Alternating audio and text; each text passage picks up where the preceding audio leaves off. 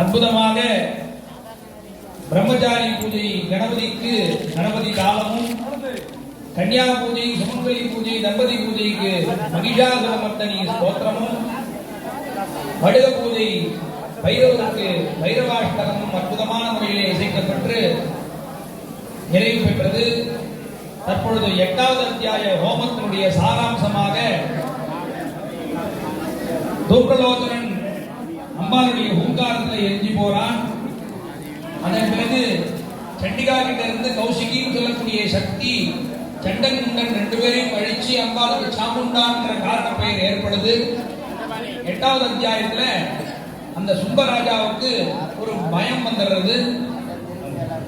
நம்முடைய எல்லா விஷயத்தையும் இவன் அழிச்சுட்டே இருக்கா அப்படின்னு சொல்லிட்டு இந்த சமயத்துல 6வது அத்தியாயத்துல ஒருத்தர் அனுப்பினார், 7வது அத்தியாயத்துல 2 பேரையும் கூட படைகளையும் அனுப்பினார், அவளையும் அழிச்சாச்சு. இப்போ 8வது அத்தியாயத்துல ரக்தவீதன் ஒரு மிகப்பெரிய அசுரன் அனுப்புறார் இந்த சுப்பராஜா.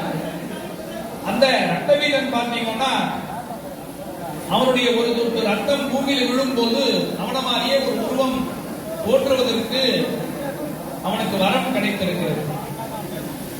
அது மாதிரி அவனுடைய ஒரு சொட்டு ரத்தமும் பூமியில விழ விழ யாக அந்த யுத்த பூமி முழுக்க அவன் நிறைஞ்சிருவான்.